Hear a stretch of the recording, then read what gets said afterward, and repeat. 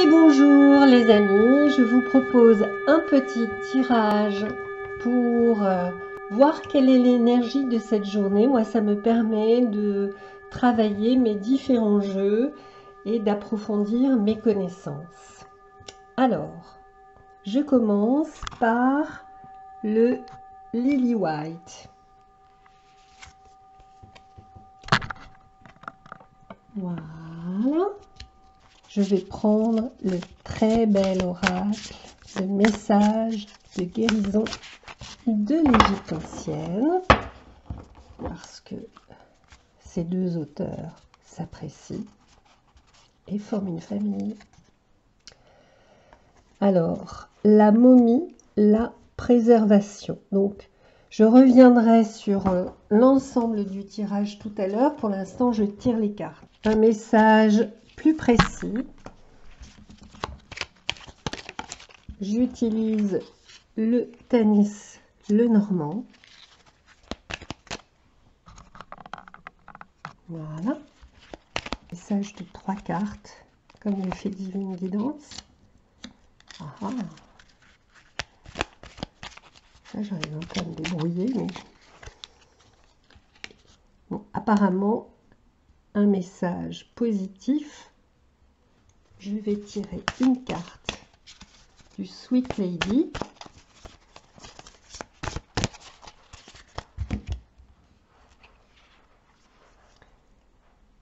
Et j'ai la 46e carte.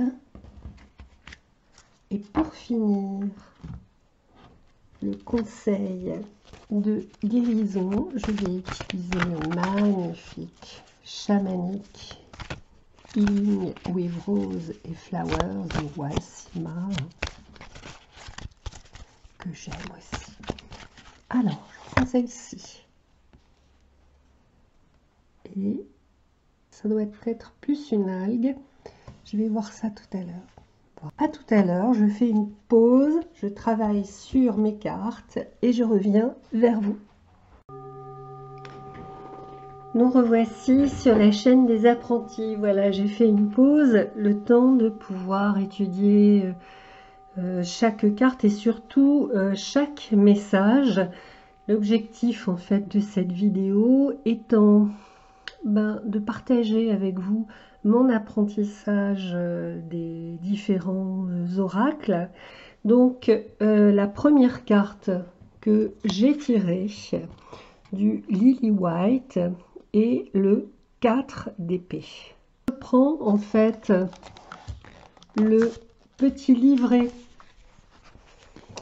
Il est indiqué: sur son reposoir, l'aigle ne trahit aucun mouvement. Une plante grimpante s'enroule autour de lui. Ainsi encensé et immobile, on pourrait le confondre avec une statue. Cette lame vous indique qu'une période de recul et de repos vous sera profitable. Ce sera l'occasion pour vous de faire le point, d'examiner vos actes, de rationaliser vos pensées, de travailler sur vos blocages et vos peurs, et, si le besoin s'en fait sentir, de vous reposer physiquement et mentalement. C'est le moment de calmer les esprits. Faites cela en solitaire pour vous préparer au mieux à l'avenir. Bon, c'est vrai que c'est une carte qui me parle, donc qui me parle à la fois de la nécessité de prendre du recul, de se reposer, dans la mesure où j'ai un état de santé qui est particulier et que je ne peux pas développer la même puissance d'énergie en continu. Par ailleurs, en fait, je suis dans un autre, un autre mouvement de ma vie où j'essaie de mettre en œuvre des choses positives, des outils de guérison. Le magnifique oracle de guérison de Claire, la momie, la préservation. Prends bien soin de tout ce qui t'est précieux. Cela peut être une relation, une création, une valeur personnelle. Enveloppe-les d'amour et d'attention, tout en veillant à leur laisser suffisamment de place pour évoluer. J'ai deux passions actuellement dans ma vie, c'est l'ésotérisme et avec les tarots et oracles, et également l'aquarelle.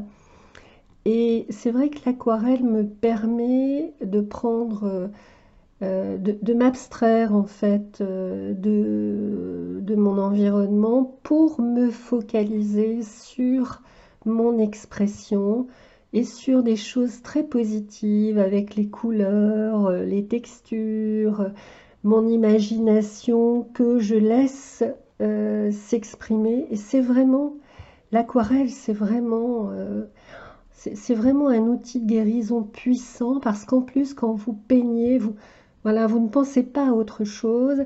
Et c'est vrai que entre la nécessité de me reposer très très fort et ces passions, il faut que j'arrive à trouver, et mes soucis de santé, hein, en plus de ces difficultés psychologiques, c'est vrai qu'il faut trouver un équilibre, il faut préserver. Voilà, ce que j'apprends aussi, moi, dans ma vie, c'est à me préserver, à préserver ce qui m'est précieux. Donc, ça n'est pas bien sûr, là on parle de mes passions, mais bien évidemment, j'ai une famille et des êtres chers que je chéris.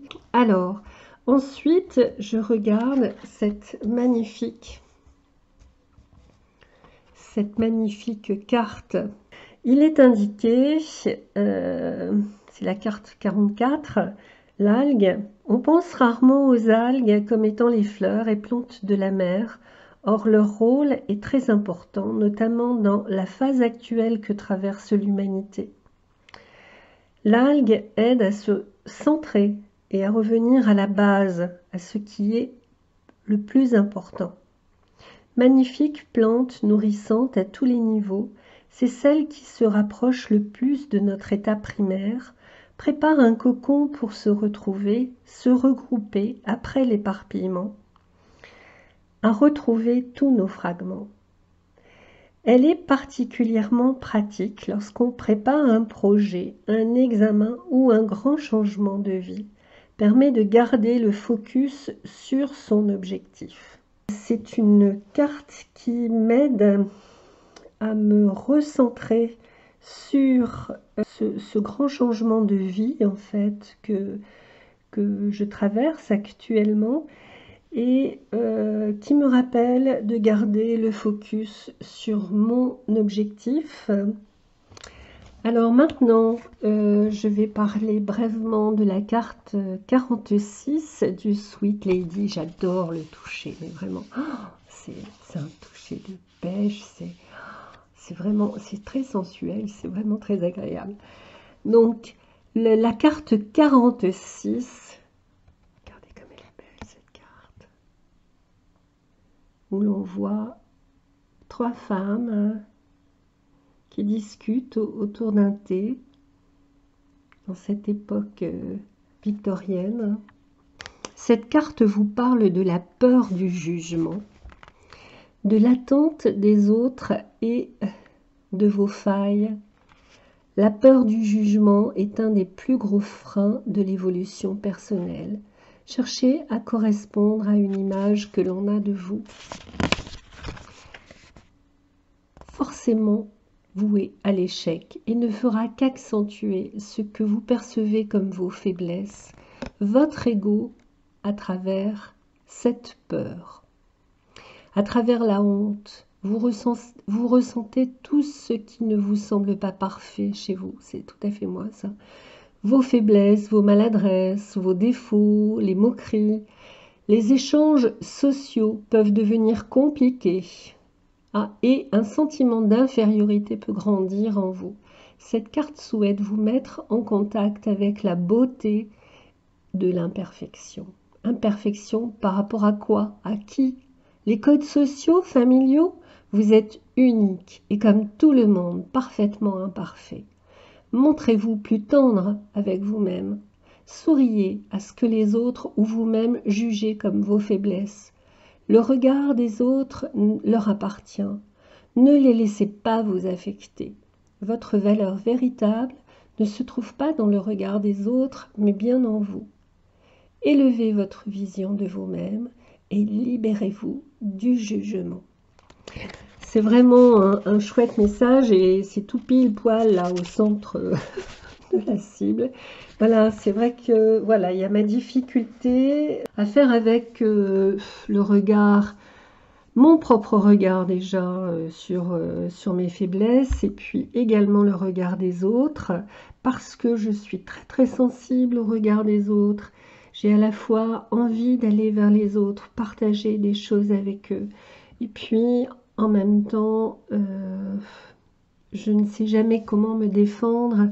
C'est pour ça que je vais vers les réseaux sociaux, ce qui n'est pas forcément simple et il faut que je reste prudente parce que c'est pour moi le moyen de partager, mais avec une certaine distance, en me protégeant relativement. Voilà. Donc j'espère que vous serez suffisamment bienveillant avec moi, s'il vous plaît. Voilà. Alors, donc le Tanis, on a la carte 29, qui est la carte de la femme, qui peut être la consultante ou une autre personne, la carte de l'amitié et la carte du jardin. Magnifique. Qu'est-ce qu'elle est jolie.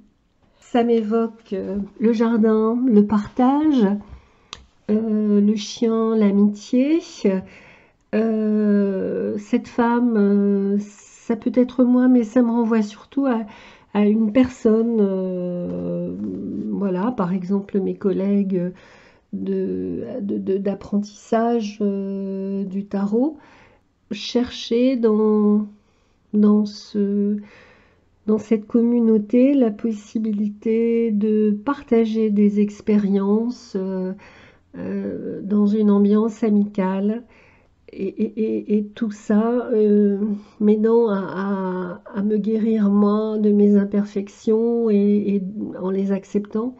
Et puis m'aidant aussi à me réconcilier avec l'autre. Je vous remercie beaucoup de me permettre de m'exprimer dans la confiance. Au revoir.